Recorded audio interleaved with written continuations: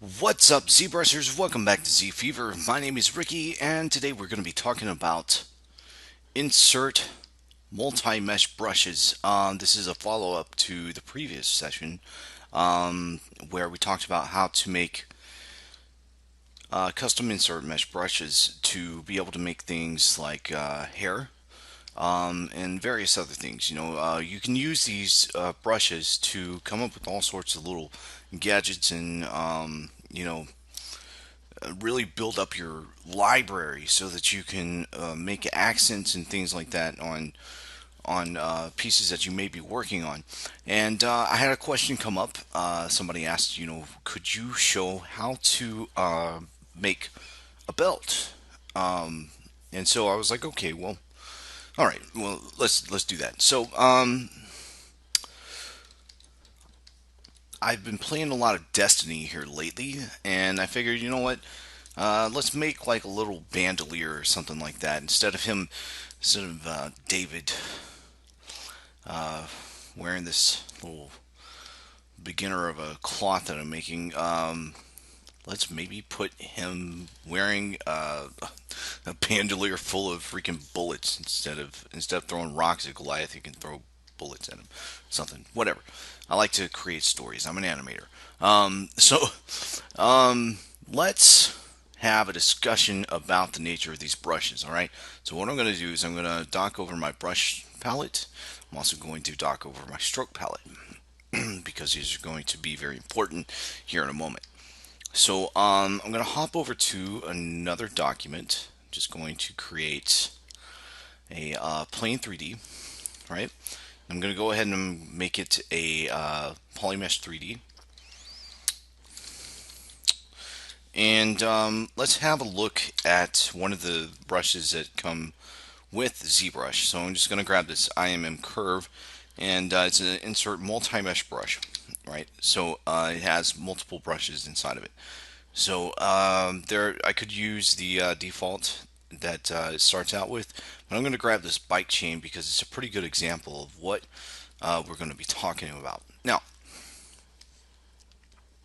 up in our stroke palette, if we open up curve, by default, curve mode is going to be on, right? And that's what we need to be on for us to be able to do things like draw this out as a curve, right? But you will see if I turn on my polyframe, this is made up of three separate polygroups, right? So we have beginning, the middle section, and then the end. So this tells us that whatever we make has to boil down to three separate polygroups, right? I'm going to go ahead and I'm going to turn curve mode off, and then I'm just going to draw this out, and we can see what this was originally comprised of. It has one, two, three polygroups, but none of these pieces are welded together. They're all unique pieces.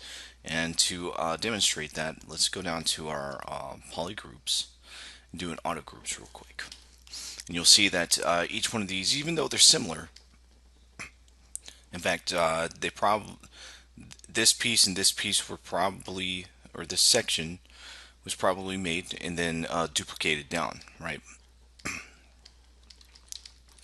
But you can see that they're all separate. So none of your pieces have to be completely welded together, but you do have to consider how you're going to be building something out, and it depends on what it is, honestly. So we have this, and that's that. So what I'm going to do is we're going to make this bandolier. So basically, what I'm going to do is I'm going to start with the bullet because the rest of the bandolier is kind of conform around the bullet, so it makes sense to start with a piece that it's going to be holding in the first place.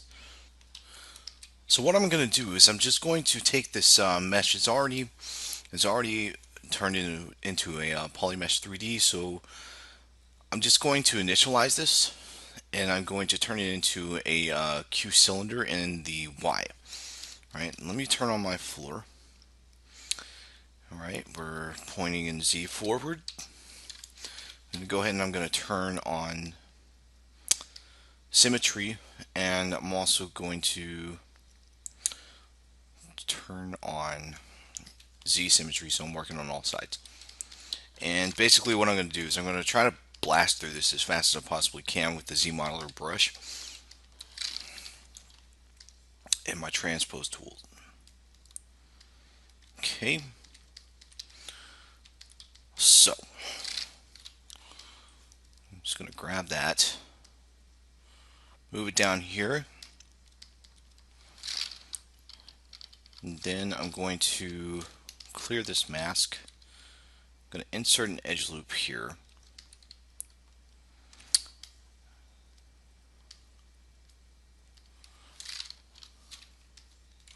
I'm going to move that up just slightly. Insert one more edge loop here, and then I'm going to Q mesh these pieces inwards. Okay. Now, whenever I did that, it kind of made this a little bit wonky. So what I'm going to do is I'm just going to mask that off, invert the mask, and then I'm going to grab my clip curve and then just set that straight. Boom. There we go. Alright, so that's taken care of, and we need to start adding some definition in here. So what I'll do is let me go ahead and scale this first. Make my life a little bit easy. Scale that up, and then I'm just going to translate it up just a little bit. Probably add a little bit of a ridge here, but I'm not going to go that detailed with this thing. I'm going to split this.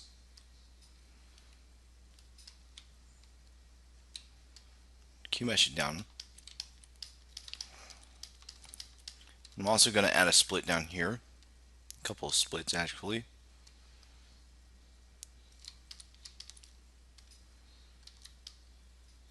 Q mesh that one in. And then now what I need to do is I need to go through and set my creases. Right, so crease, edge loop complete. No.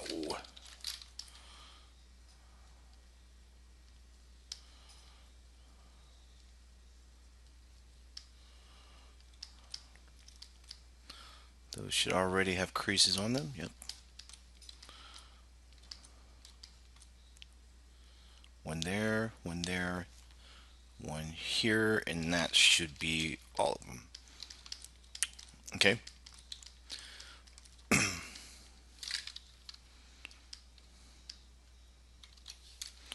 Probably put one on this outer edge.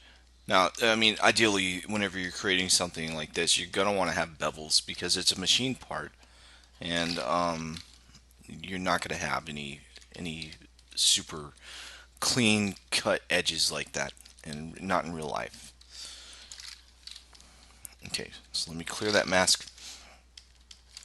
Check this one more time. It's good. All right. Now, I'm going to turn this into its own polygroup, and then we'll start building the rest of the bandolier off of this. Let me go ahead and get out of symmetry in the Z. Okay, so what I'm going to do is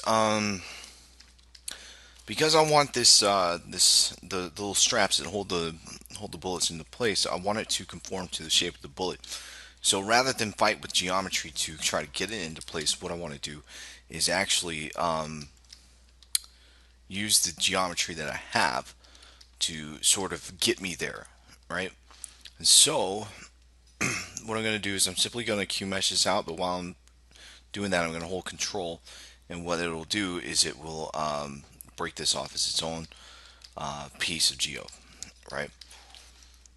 Now to help me out, I'm just going to do an auto groups real quick, and that will separate these back to completely separate pieces. And then what I'm going to end up doing is I'm just going to split hidden, And sometimes whenever I do a split hidden, the geometry that I split, it looks like it went away, but it's still residing in there. So I always like to double check and just make sure that I didn't get any fuzzy stuff. I am, you know, still using ZBrush 64-bit. It's still, still in development, right? So just be conscious of that. Okay, so let me see here. What I'm going to do is I'm just going to Q mesh this out, right? Give it a little bit of thickness.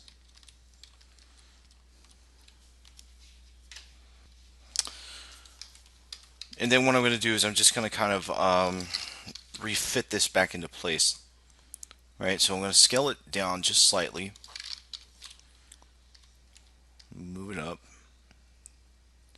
into position here, scale it just a little bit more.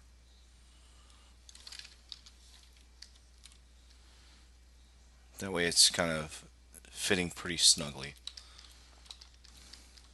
All right, and keep in mind that whenever we subdivide this, it is going to shrink. The bullet's going to shrink slightly too. All right, and so then what I want to do is I'm going to grab these, invert that mask, and with my transpose line, just going to move this out just a bit, right? Grab that vert, move it out as well.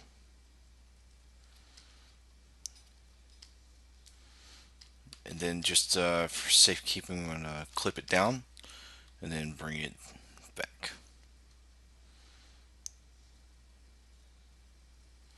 Okay, now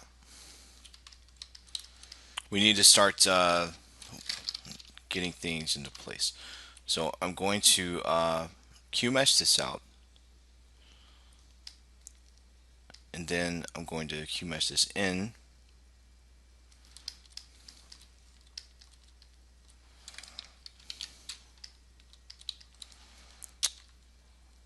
Q mesh usually, usually, let me see what happens whenever I do this solo.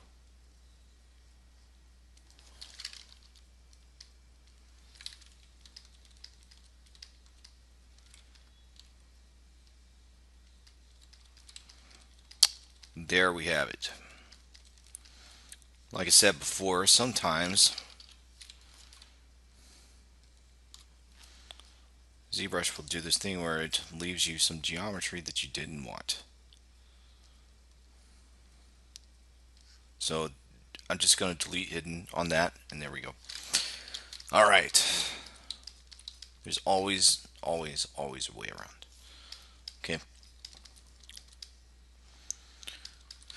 Okay, so I have this, and the next thing that I want to do is I want to get this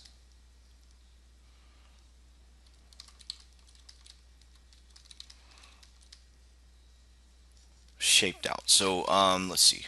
I'm going to get me some edge loops in here in a second. First, I want to just kind of yank that out. Doesn't need to be quite that far away, because you got to keep in mind we're going to be having these pieces repeated. We don't want to have too much distance on them, right? So I've got that. I'm going to bring this whole piece down just slightly. There we go. And then now what I'm going to do is I'm going to add an edge loop here, right? And then I'm going to Q mesh this poly loop, right? So that way it comes out this way. Actually, I don't want to do that. Just these sides.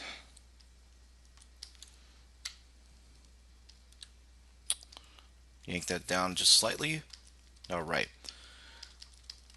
So this will give us like that little a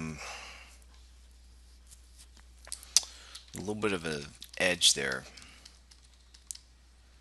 What I can do to define it just a little bit more, I can bring that out. Now add an edge loop here. I'll bring this one out, and I'm good with that taper there.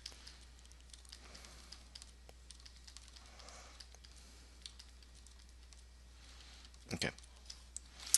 Now we could probably add some buckles in here. So what I'll do is I'll go ahead and add an edge loop here, and let me mask that off. We'll transpose that out, and then what we'll do is this time we'll use our poly loop. Create that, and then we will get out of symmetry. Bring no.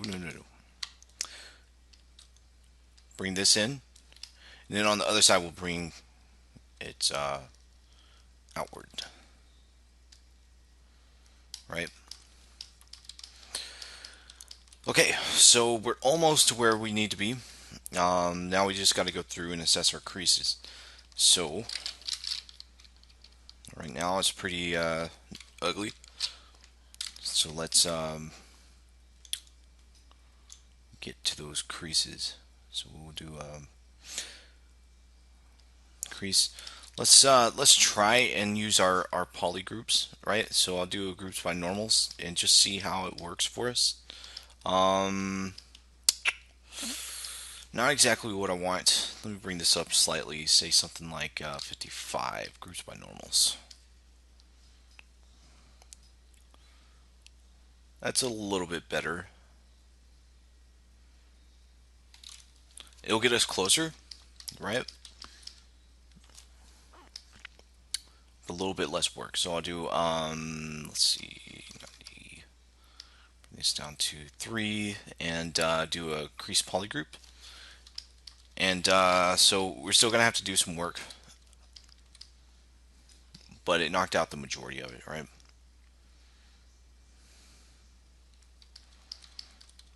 So I'll do a crease here, just on this edge. No. If you ever get to a point where like you've got these areas and you don't want to accidentally Q mesh, you can always tell it to do nothing. I'm just stubborn and I don't, so it's cool. So this is pretty much where I want to be. Let's just have a look at it all the way around. Okay, that's good. That's good. So now what I want to do, so I'm going to turn this into one poly group. And then I'm going to use my selection tool. I'm going to isolate a few areas. So I'm going to grab here because I want to make sure that I have this taper. Right? So I'm going to turn that into a poly group. And then I'm going to turn this into a poly group. Right? And then the last thing I need to do is we need to add that bullet in there, right? Because otherwise, why did we create it? So let's do that. So I'm just going to merge down. So I'm going to say merge down. Okay. And then we also need to make sure that this entire section is its own poly group. So let me turn those off, make that into a poly group, and then we're almost there.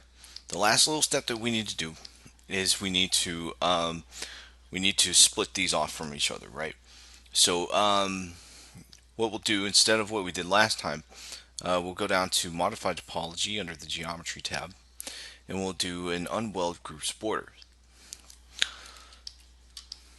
I'd like to thank Mr. Glenn Patterson for pointing that out to me.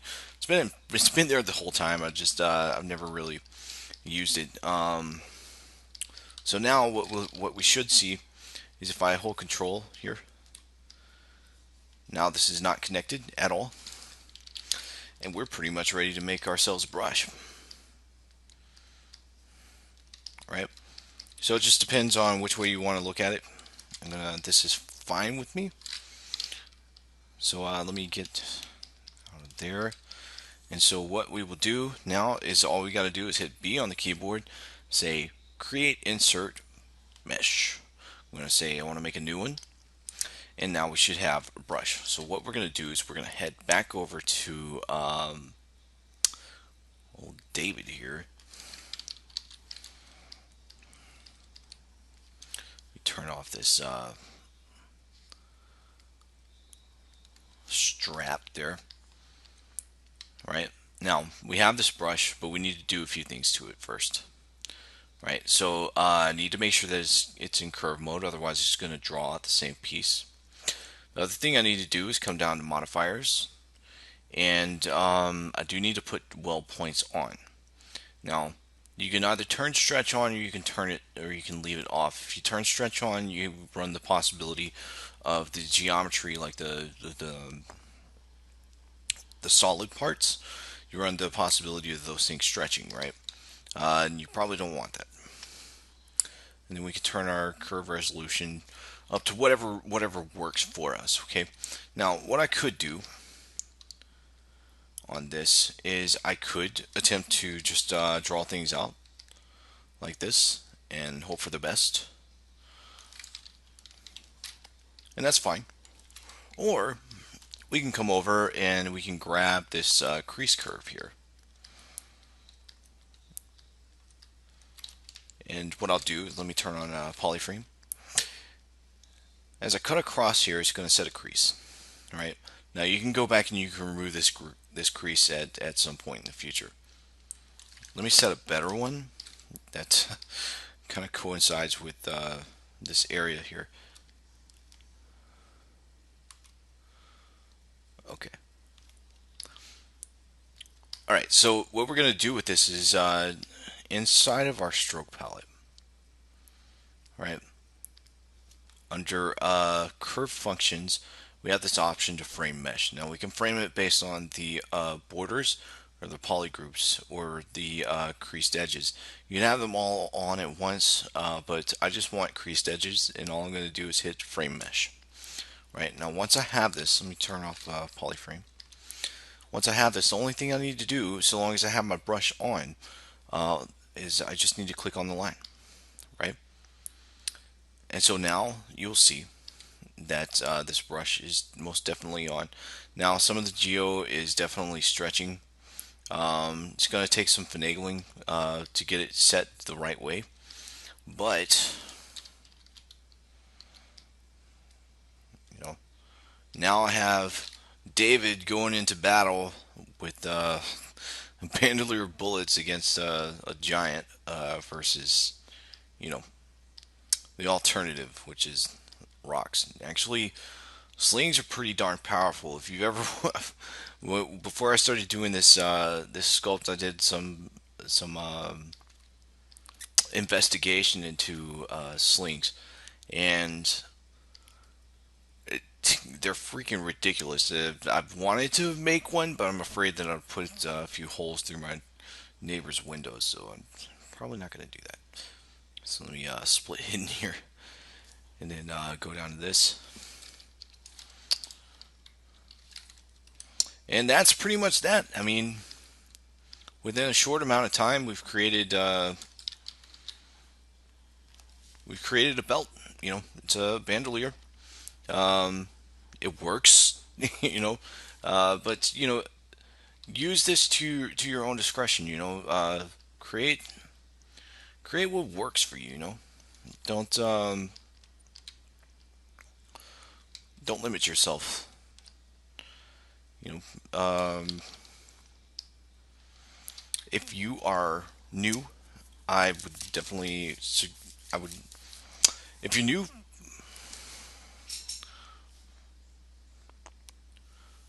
So Yeah, jump in there, start making things. You can create all sorts of stuff. So I mean, especially like with the actual belt, you want to have a part that's like got a buckle, and then something for the buckle to tuck into, and all sorts of little things. You can put belts with rivets on there. The sky's the limit. You don't have to make the pieces here inside of ZBrush. If you're more comfortable making something in Maya or 3ds Max, Blender, or wherever, you can take those pieces, import them as OBJs into here, and then you can turn those objects into multi-mesh brushes, right? So, I hope this has been helpful. If you are new, please subscribe. If you're returning, I want to thank you for watching again. Definitely check out the Z Fever group there on Facebook. There's a lot of really cool people in there. It's growing by the day. I see a lot of really cool posts in there and a very supportive community, which is basically all this is about. To support the community. This can be a very intimidating program from the get go, and the only thing I want to do here is help people out because I love working with it, and I hope that it makes a difference. If you have any suggestions for future tutorials or anything like that, anything that you would like for me to explain further, please feel free to reach out to me. I'll be more than happy to look into it and see how we can fit that into our next little segment. All right, so happy Halloween. Be safe out there, guys. And happy ZBrushing. Take care.